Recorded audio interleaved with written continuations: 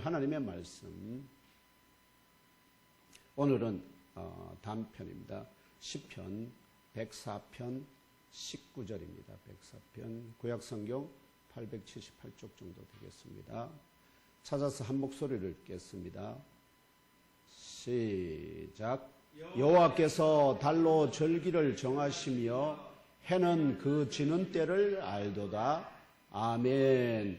이 본문의 말씀을 중심으로 주 하나님께서 달로 절기를 만드셨다라는 제목으로 모든 절기를 달의 움직임을 통하여 만드신 주 하나님의 말씀을 상고하고자 합니다. 성도님들 한번 따라해 주실래요? 주 하나님께서 달로 절기를 만드셨다. 주 하나님께서 달로 절기를 만드셨다.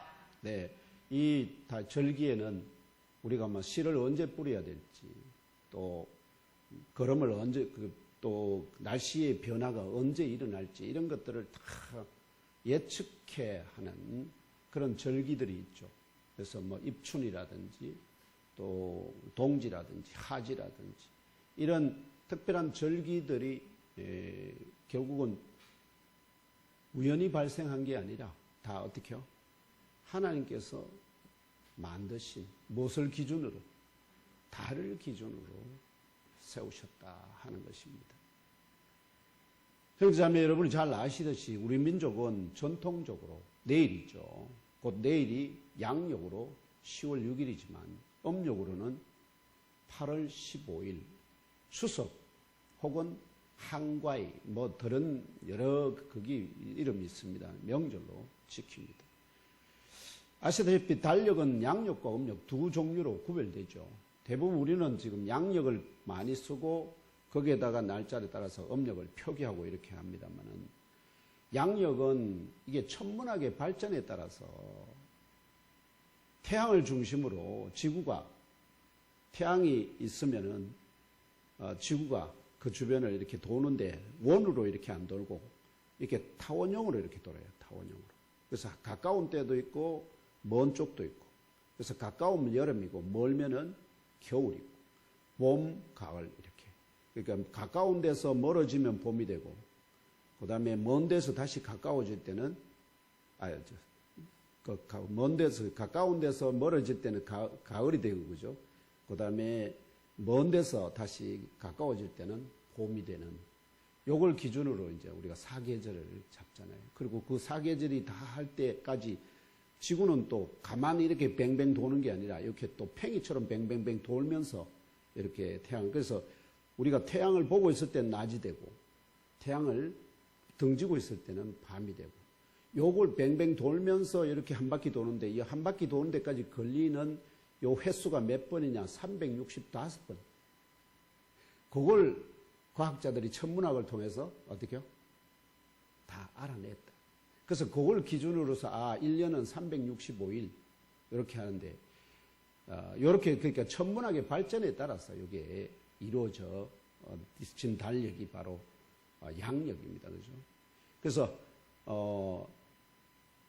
지구가 타원형 궤도를 따라 한 바퀴 회전하는 동안에 태양을 중심으로 크게 한 바퀴 회전하는 동안에 지구가 자전하는 횟수, 곧 밤낮이 몇 번이나 바뀌는지를 기준하여 총 12개월로 나누어 만든 달력이지만 오늘 우리 시편에 보면은 말하면 해는 자기가 가야 할 곳을 안다 하면서 우리가 가만 서서 보면 해는 동쪽에서 뻥 떠가지고 쭉 가다가 시간 되면은 서쪽으로 탁 지잖아요. 근데 이게 변함이 없어요. 그러니까 마치 시인이 보기에는 이 해는 자기가 어디서 떠올라서 어디로 가야 할지를 인생은 때로는 이리 가야 할지 저리 가야 할지 헷갈리잖아요. 그런데 해는 확실하게 자기가 어디로 가야 할지를 알고 있다. 이렇게. 그런데 사실은 해가 떠올라서 움직이는 게 아니죠. 실제로 뭐가 움직입니까? 지구가 움직입니다. 그러니까 시인들은 전부 다 어떤 생각을 가지고 있느냐. 말하면 지구가 우리처럼 천문학의 발전 우리처럼 지구가 태양을 중심으로 도는 게 아니라 지구가 가만히 있고 우리 가만히 있잖아요, 이게. 그냥 태양이 떠서 지는 걸로 이렇게 인식을 하고 있다. 그러니까 그 인식이 잘못됐다고 말하면, 왜 천문학적으로 말하면 표현이 잘못된 거잖아요. 그렇지만 그게 뭐죠? 전통적인 그 언더스탠딩, 체험으로, 인식상으로는 그렇게 표현하는 것이 전혀 무리가 없다 하는 것입니다. 그래서 어쨌든 그렇지만 그 진리니까 항상 뭐 현대과학적인 거하고 다 맞아야 된다 이렇게 생각하시면 오해입니다. 아시겠죠? 시인이 노래하는데 그거는 노래가 잘못됐잖아. 어떻게요? 태양이 뭐 떠서 이렇게 지는 것을 아는 것이 아니라 어떻게요?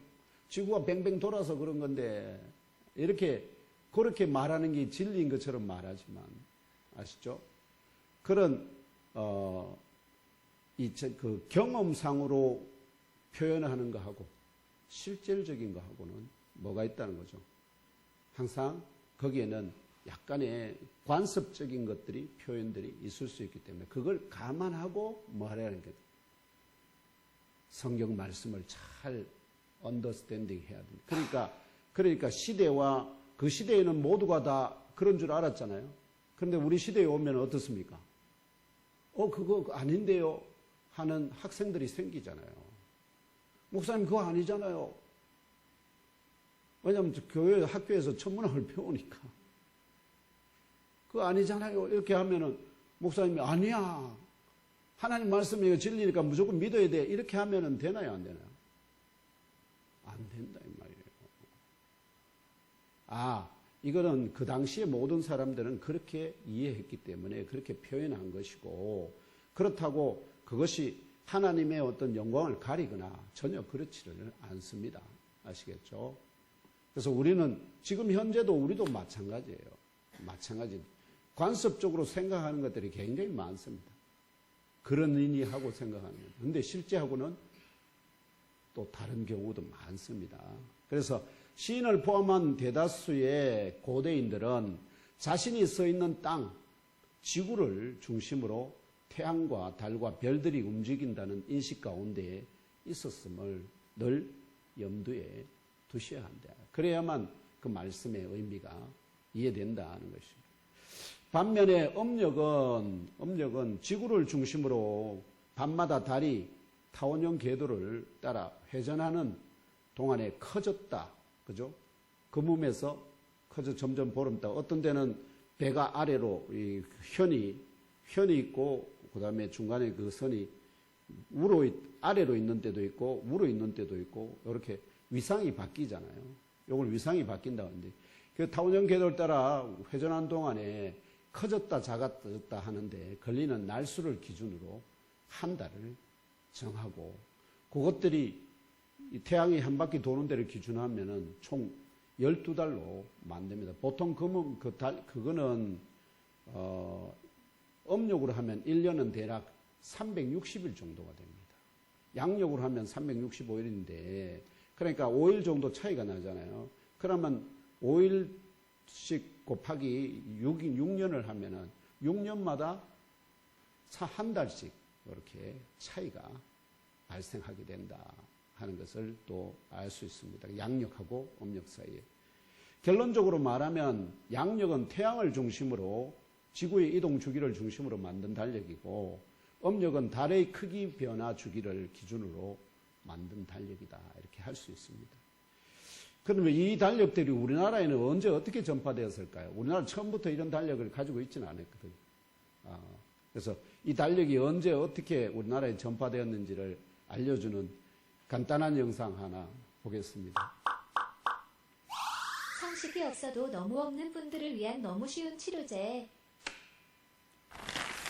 추석의 날짜를 정하는 음력의 의외의 역사.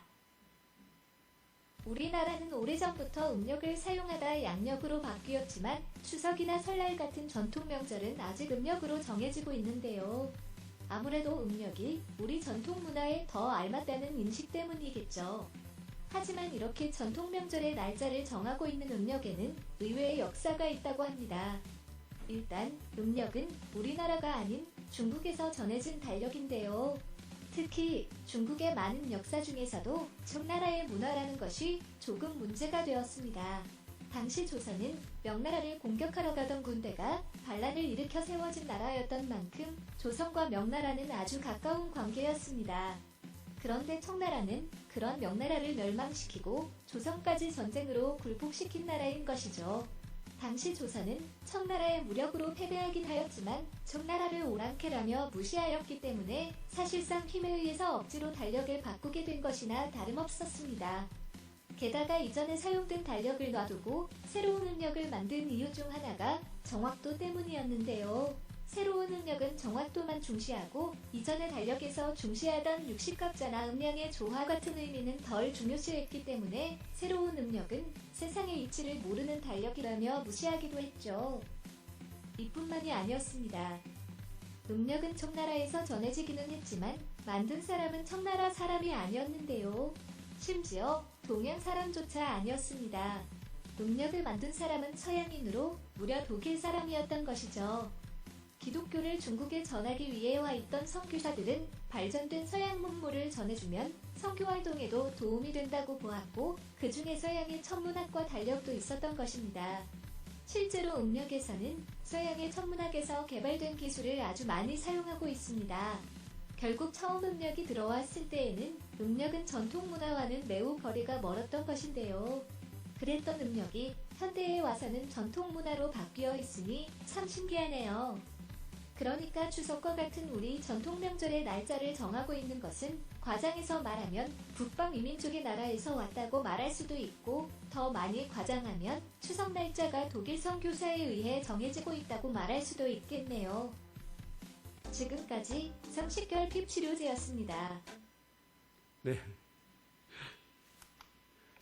그러니까 음력이 어떻게 전파되었느냐 하는 것을 얘기하는데 저기 나오는 그 음력이라는 그 날짜를 그 달력을 독일 선교사가 만든 게 아니고 이스라엘 사람들은 그 출애굽하면서부터 하나님께서 이미 그 칼렌더를 사용하시고 계셨고 고대 이집트나 바벨로니아 이런 데서도 이미 그런 칼렌더를 사용하고 있었던 그런 것들이 있습니다. 왜냐하면 천문학을 연구하는 사람들이 있었거든요.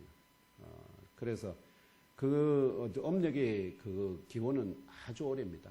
양력이 천문학이 발달되면서 새롭게 만들어진 거. 그레고리 역이니까 대략 뭐 거의 중세 가까이 돼서 세워졌다 이렇게도 볼 수 있습니다. 그래서 이제 여기에서 우리가 이제 음력이 결국은 이제 모든 절기의 기준이 되고 있는데 이것이 하나님께서 결국은 창조하신 역사의 한 부분이거든요. 그래서 그 하나님께서 어떻게 말씀하셨는데 이게 오늘 우리에게 그것이 하나의 중요한 절기의 기준이 되고 있는지 이것을 이제 조금 나누어 보려고 합니다.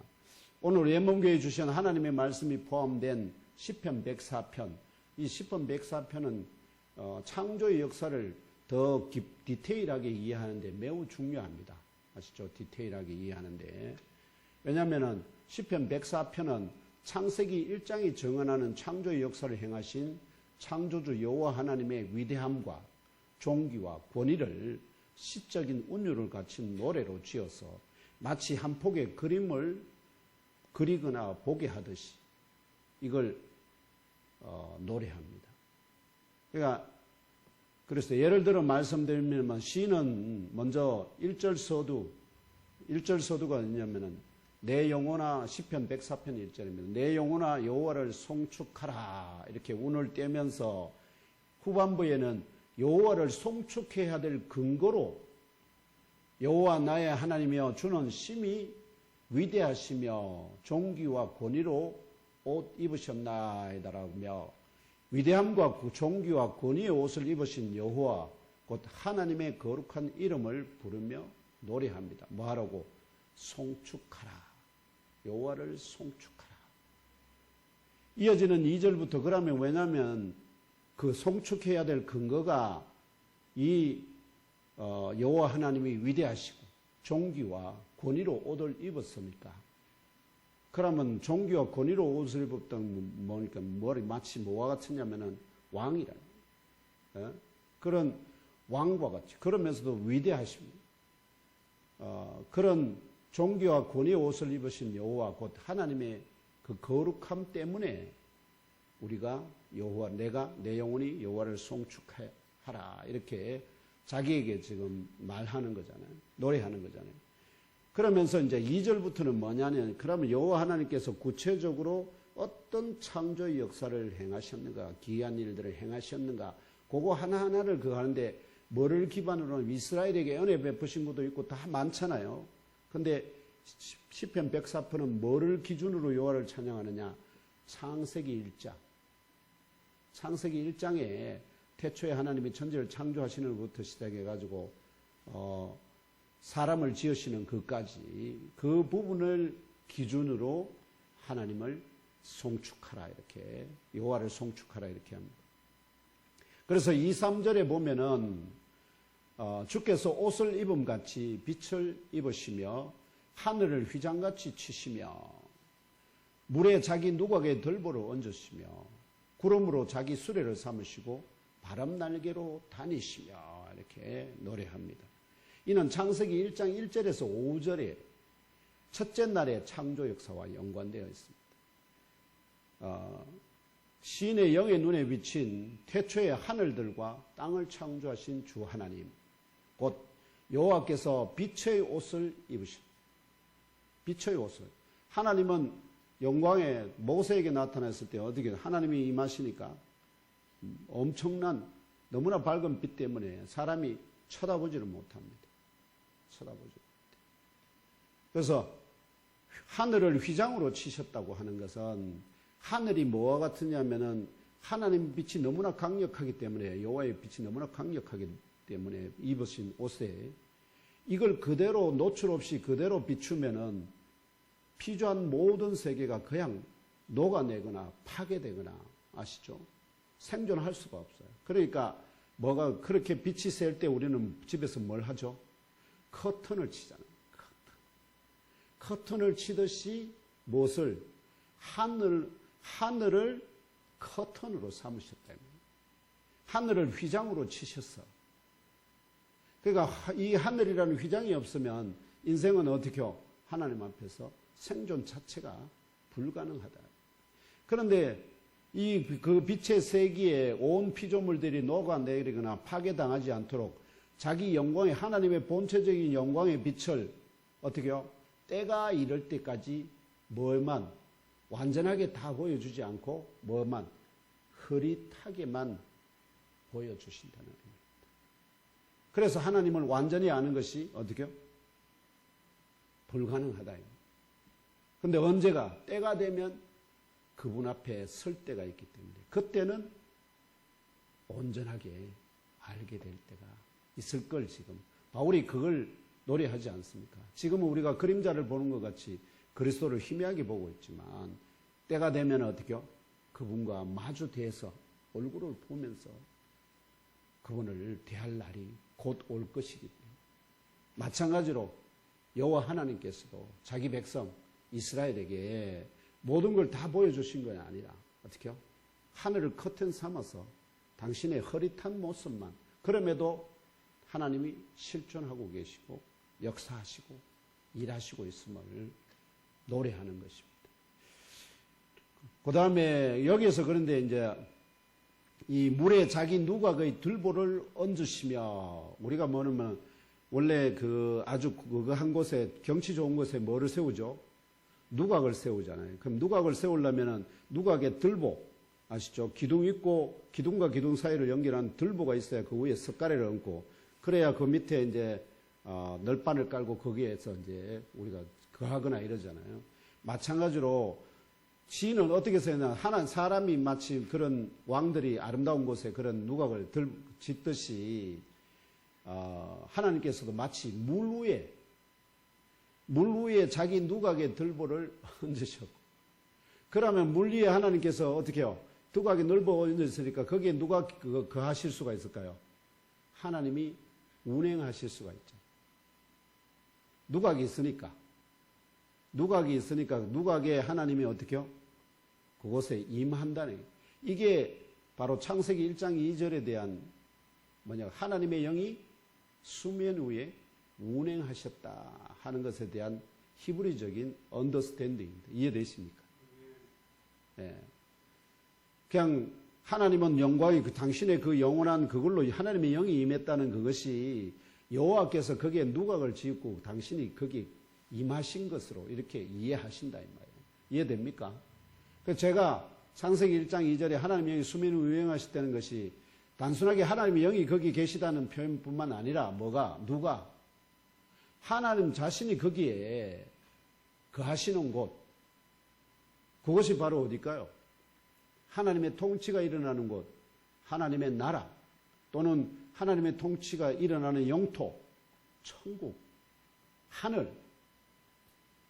거기를 지금 이 시인도 똑같이 노래하고 있다는 말이죠. 이해됩니까? 좀 더 그러니까 창세기 1장 좀 더 함축적인데 함축적인 의미를 이 시인은 좀 더 말하면은 인간적인 그 언더스탠딩이 가능하도록 풀어서 조금 더 은유적으로 표현하고 있다.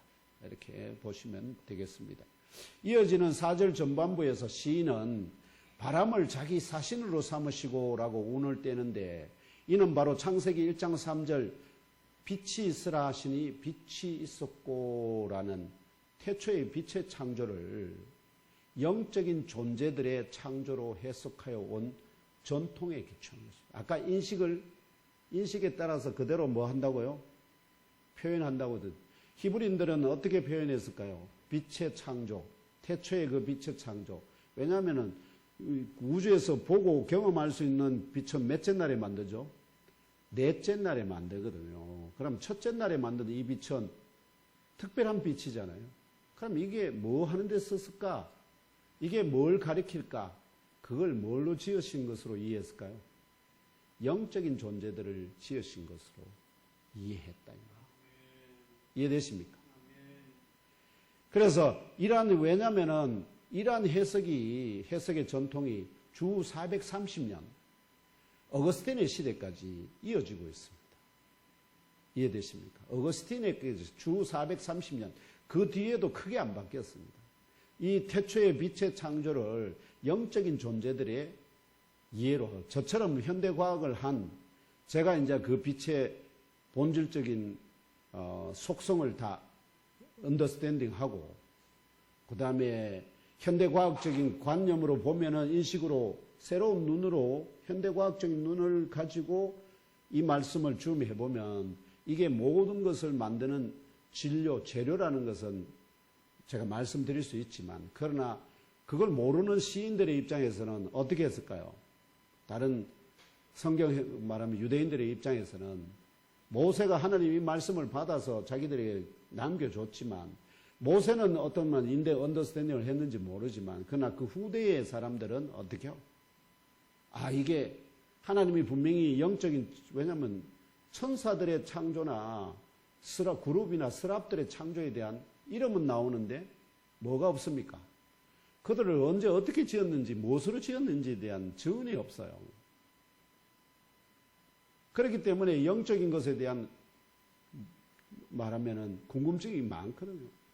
근데 태초의 빛을 이 사람들은 천사들의 영적인 존재들, 천사만 아닙니다. 모든 영적인 존재들, 메신저라고 그러는데 엔겔스라 히브리어에서 엔겔스라고 말하는 그거 하는 것은 메신저입니다. 메신저. 하나님의 사명을 위해서 보냄을 받고 하는 자들 모두 그들은 천사도 있고 그룹도 있고 스랍도 있고 용들도 있다. 제가 말씀드렸죠. 그런 전체를 영적인 존재들이라 할 수 있습니다. 그래서 지금 여기 시인은 지금 뭐냐니까 바람을 자기 사신으로 삼으시고 이렇게 표현을 하고 있잖아요. 근데 여기서 한국어 바람으로 번역된 히브리어 원어가 뭐냐면 루하우예요. 루하우. 그리고 헬라어로 번역된 70인경에 이 단어를 뭘로 번역하면 푸뉴마로 번역해요. 푸뉴마.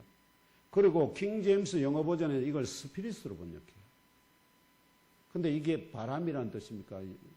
스피릿이? 아니잖아요.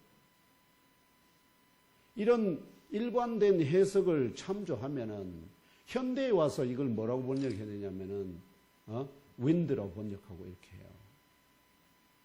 그러니까 그 사람들의 관념 자체를 다 무시해버리고 현대적인 눈으로 해석을 해버리면 뭐가 된다고요? 바람이 되지만 그 사람이 가지고 있는 그 전통적인 인식을 그대로 우리가 고려해서 해석을 하면, 번역을 하면 뭐가 돼야 된다고요? 영 혹은 영적인 존재들입니다. 이해되십니까? 영적인 존재들 뭘로 지으셨다고요? 하나님이 자기 사자들을, 메신저들을 뭘로 지었다고요? 영적인 존재들로 지으셨다. 이 말입니다. 거기에 동사도 마찬가지인데 사신으로 삼으시고라는 게 이게 아사라는 히브리어인데 이 아사는 헬라어로 포에오해서 뭐냐니까 make 혹은 do 이런 의미입니다. 만들거나 또는 행하거나 행하게 하거나 그러면 이게 삼는다는 뜻하고는 조금 달라요. 이해하시겠죠? 삼는다는 말하고는 달라요. 그러니까 딱 제가 해석드린 이런 모든 것들을 반영하여 4절 전반부를 직역하면 여호와께서 자기 사신들을 영적인 존재들로 만드셨다 이런 뜻입니다. 이해되십니까? 이게 창세기 1장 3절에 기초한 시인의 노래거든요. 그러면 이해가 되지 않습니까? 그래서 이렇게 여호와께서 자기 사신들을 영적인 존재들로 만드셨다고 읽는 것이 왜냐하면 복수예요. 또 바람들 이런 하려면 바람들은 없어. 바람인 바람 아시죠? 복수예요. 복수. 영적인 존재들 복수예요. 이렇게 읽는 것이 매우 중요한데 제가 말씀드렸다시피 여호와께서 만드신 천사, 그룹, 스랍, 용들이 모두 영적인 존재들을 계시하는 그 어떤 말씀도 그들에 대한 본질에 대해서 얘기하는 게 없거든요. 그럼 이 본문만이 유일하게 그들이 무슨 존재?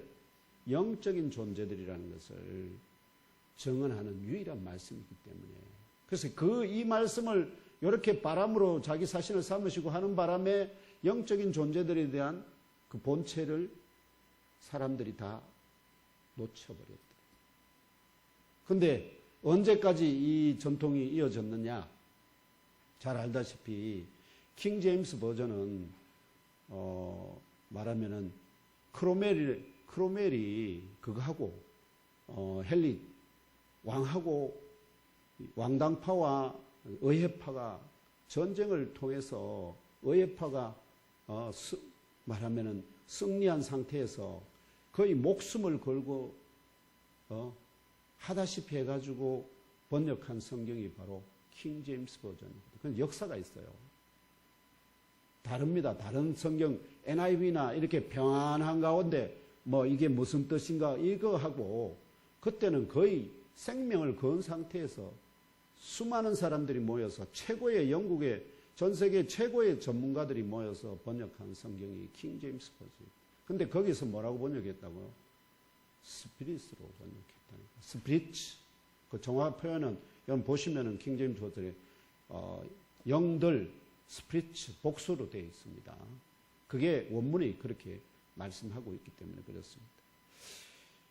그 4절 후반부 불꽃으로 자기 사역자를 삼으시면은 태초에 빛이 있으라 말씀하여 있게 되었기 때문에 여호와께서 이 빛과 빛을 발하는 모든 광명체들 뒤에 넷째 날에 광명체 짓잖아요. 그럼 광명체들은 이게 불꽃이잖아요. 그 시인들은 해와 달과 별들을 전부 다 뭐로 봤냐면 큰 불꽃, 작은 불꽃, 멀리 있는 불꽃 이렇게 다 이해했습니다. 그 불꽃들을 뭐로 삼으신다고요?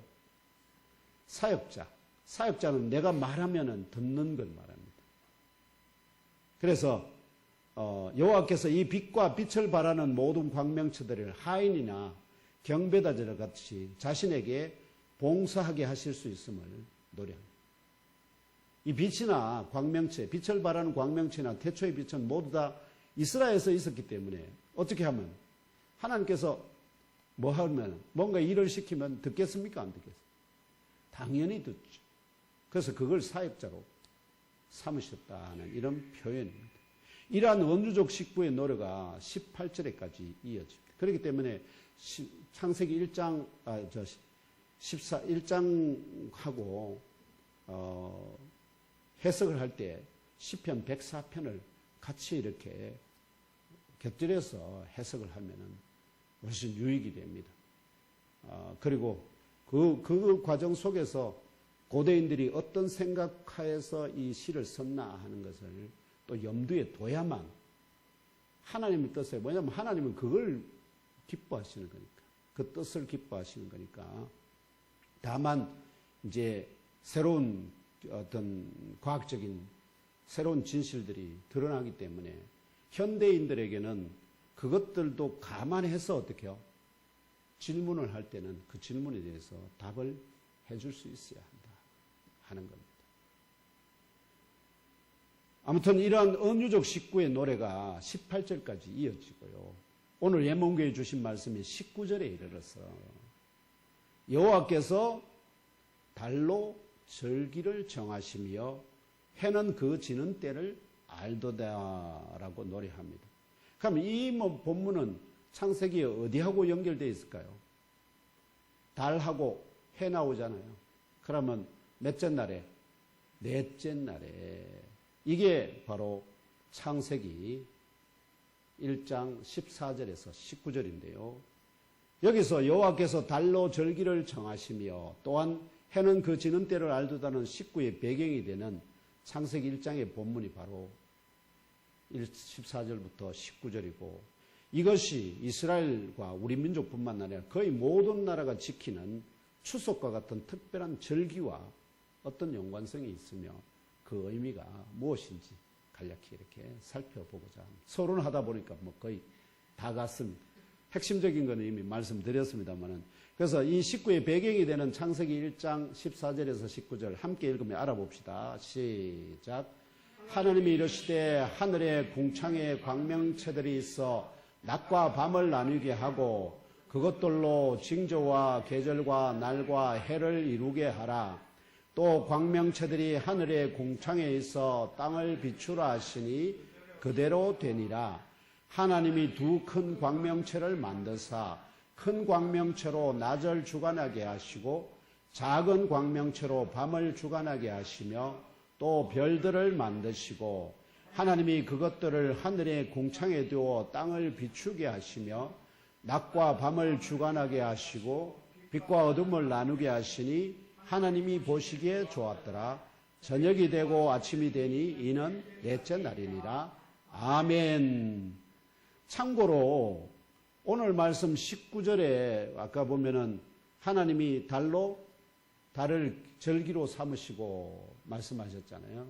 그때 그 절기로 번역된 히브리어 단어가 모에드인데 이 모에드라는 단어가 창세기 1장 14절에도 나와요.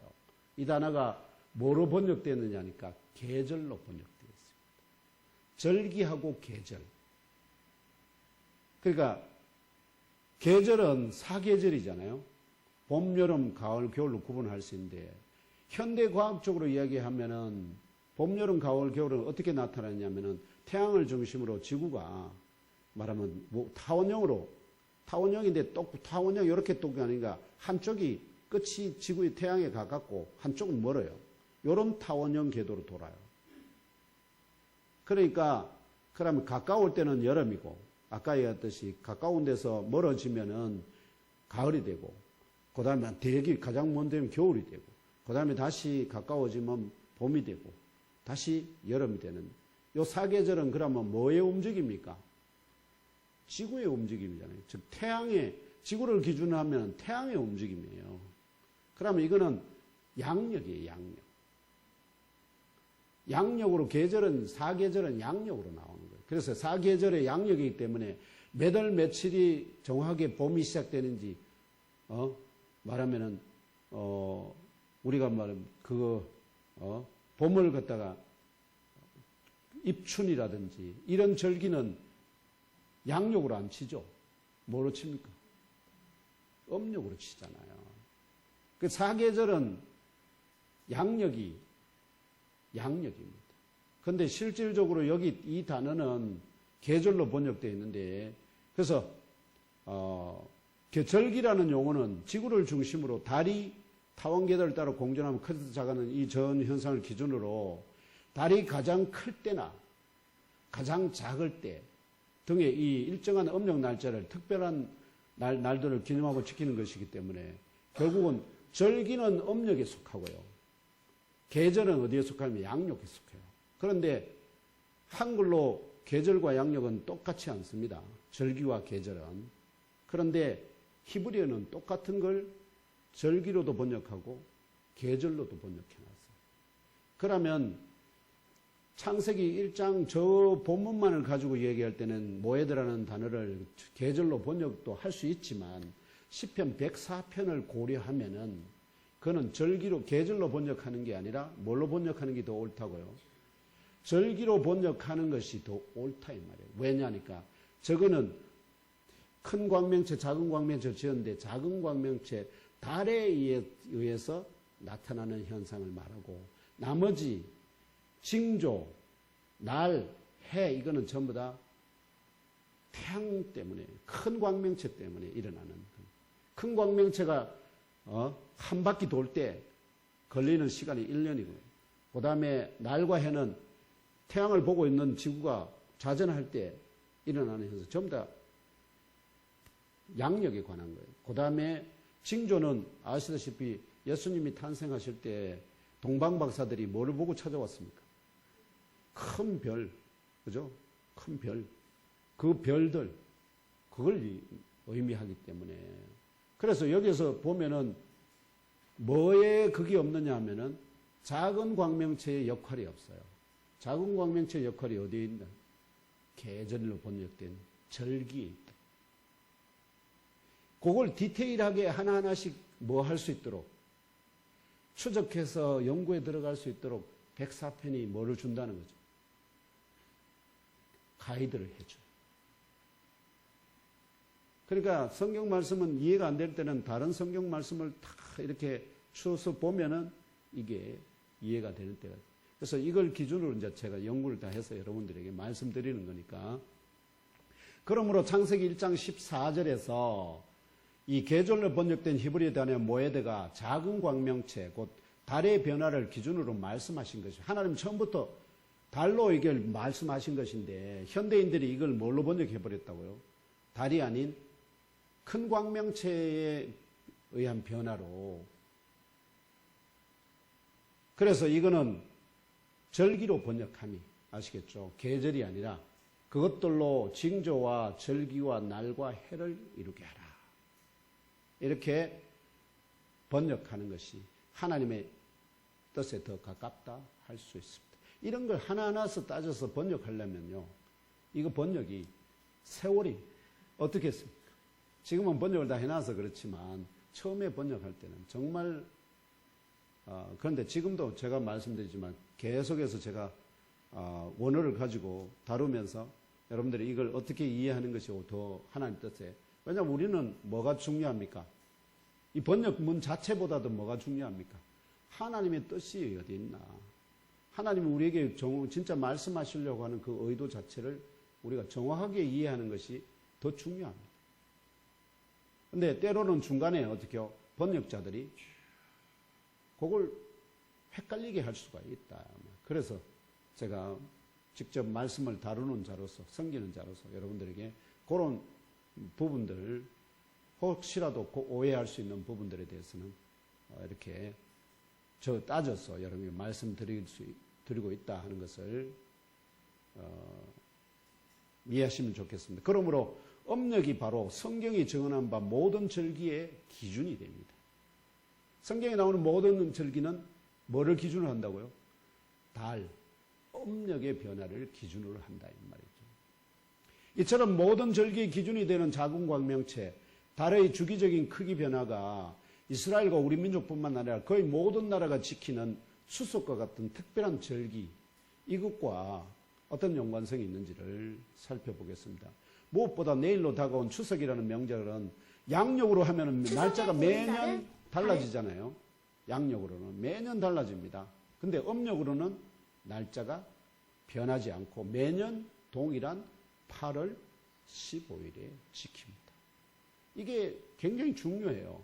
왜냐하면 날짜가 계속 바뀌어서 추석이 그 정한 날 그게 절기가 바뀌면 곤란하잖아요.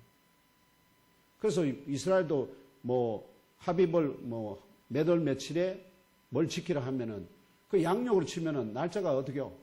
계속 바뀌어요. 그런데 음력으로 하면 그날이 정확하게 딱 그 절기 계절과 이 모든 것이 다 맞아떨어지기 때문에. 그래서 우리가 가끔씩 추수감사절에 이런 거 보면은 추수가 감사해야 될 때가 어떻게요? 다 끝나고 난 다음에 추수감사절 원래 어떻게 할까요? 제일 가장 첫 그 수확을 해서 하나님 앞에 올려드리는 절기거든요. 초실절 물론. 근데 그런 수확이 끝나는 때 드리는 수장절, 요런 그게 있기는 한데 추수감사절은 거의 대부분이 처음에 가장 먼저 추수를 시작하면서 하나님 앞에 감사드리는 절기이기 때문에. 근데 그런 게 음력, 양력으로 자꾸 따지면은 몇 년, 몇째 주 이렇게 하면은 어떻게요?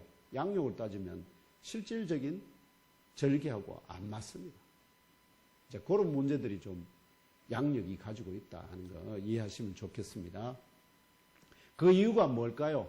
왜 음력으로 안 하고 양력으로만 양력으로 안 하고 음력으로 하는 것이 정하게 되었을까요? 추석을.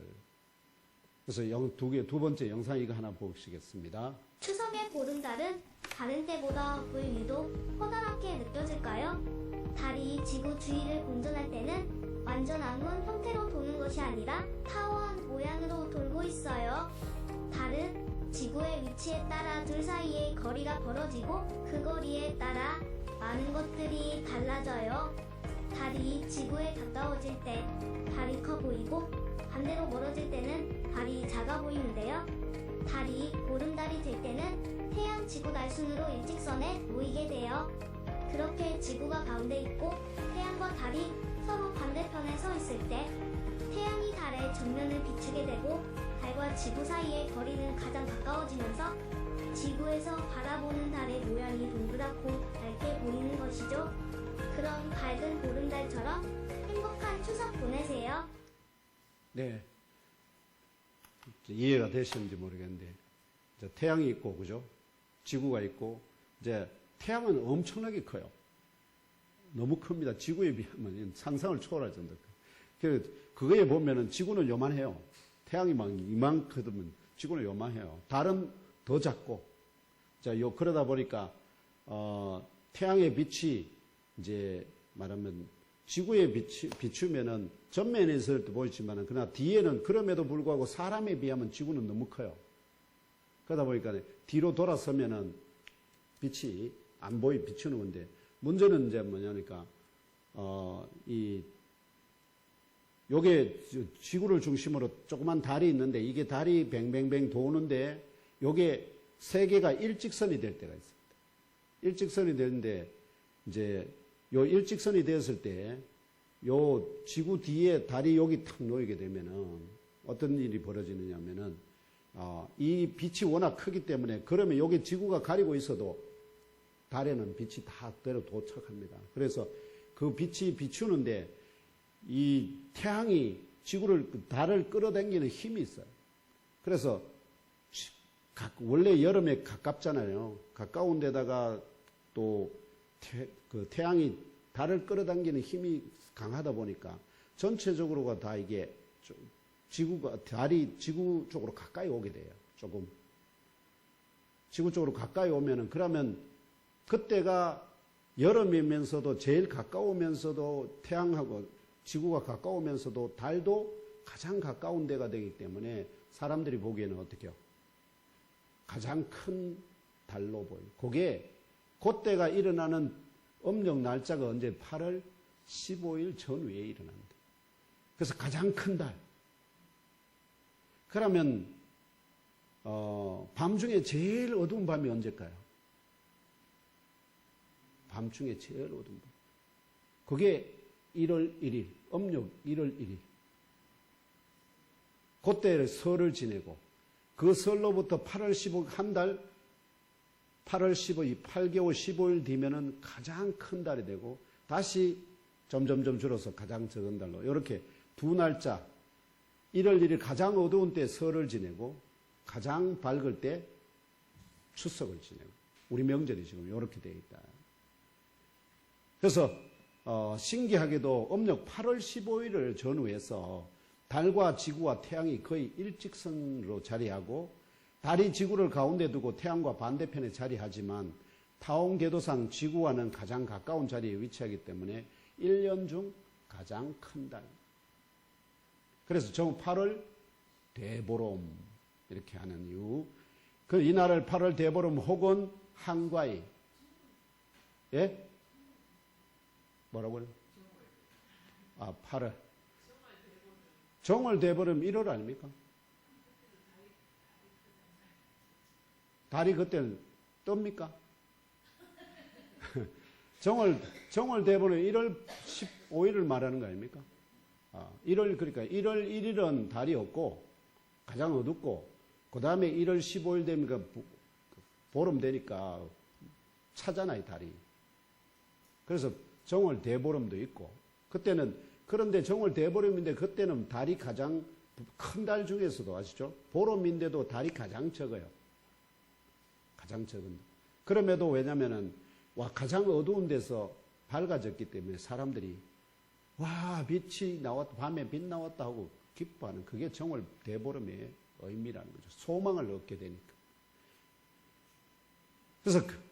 그래서 이처럼, 이 달이 지구와 가장 가까울 때 어떤 일이 일어나느냐면은, 바닷물이 이 달 쪽으로 끌려가거든요. 그럼 바닷물이 어디 육지에서 빠져가지고 한가운데로 모이게 돼요. 그러면은 육지에는 어떤 일이 벌어지죠? 설물. 물이 엄청나게 빠져나간대. 그 서해안 같은 데는 거의 어떻게요? 수킬로씩 빠져나가. 동해안은 많이 안 빠지는데 서해안에는 엄청나게 물이 빠져. 가장 많은 물이 빠지는 때가 바로 이때. 정월. 8월 대보름 주위에. 그럼 물이 제일 적게 빠지는 데가 육지에 가장 물이 팡팡하게 차인 데가 언제겠습니까?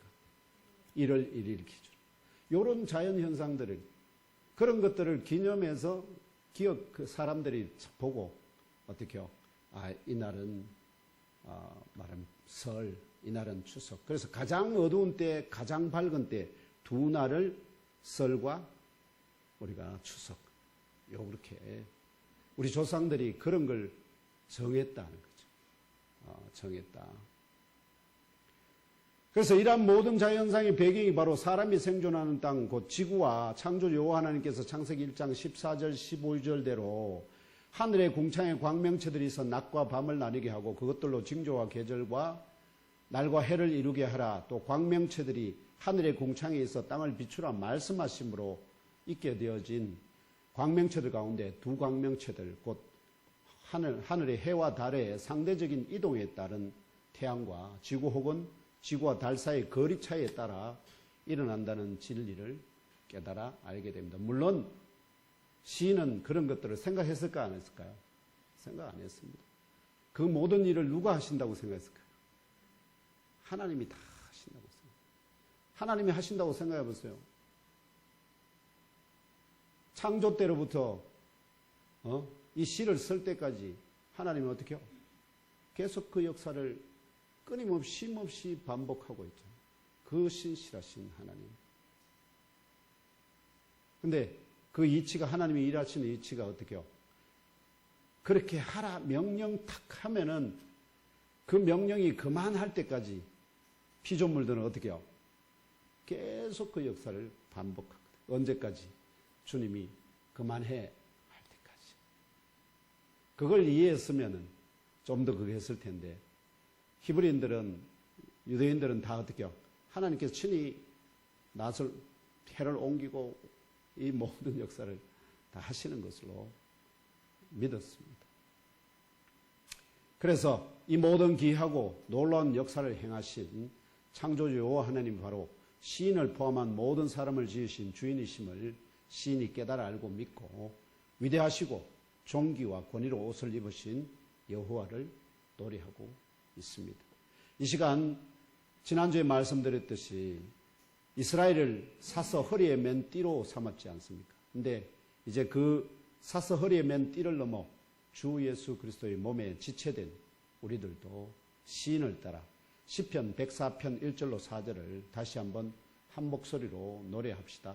함께 시편 104편 1절에 4절 찾으세요. 성경 갖고 노래하겠습니다. 시작. 내 영혼아 여호와를 송축하라. 여호와 나의 하나님이여 주는 심히 위대하시며 존귀와 권위로 옷 입으셨나이다.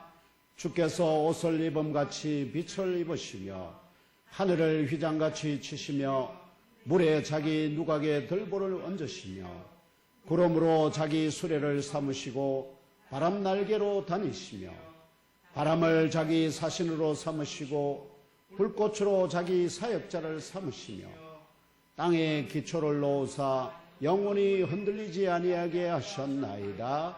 아멘. 요걸 사실은 아름다운 노래로 지어서 아마 이 노래가 있을 수 있겠죠. 윤희 집사님 이 노래 들어본 적 있습니까? 이 노래를 지어서 우리 예몸교회에 그걸로 바람을 자기 사신으로 잡으시는 것은 좀 바꿔서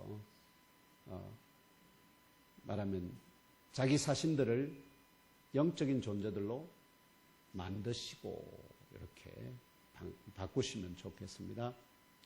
결론적으로 추석 명절을 앞둔 모든 사람들 가운데 특별히 창조주 여호와 하나님을 알고 믿고 주인을 섬기는 저와 형제자매된 우리들은 먼저 이 시간 우리 조상들에게 뭔가 예를 표하기 전에 이 시인과 함께 위대하시고 존귀와 권위로 옷을 입으신 여호와의 거룩한 이름을 먼저 부르며 즐거이 노래하며 광야의 길을 그분의 보호와 도우심을 입으며 믿음의 의인으로 세움 받기를 사모하며 들림받는 그날까지 인내하며 신실하게 걸어가시기를 달을 통하여 절기를 만드신 주 예수님의 이름으로 축복하며 기도합니다. 아멘.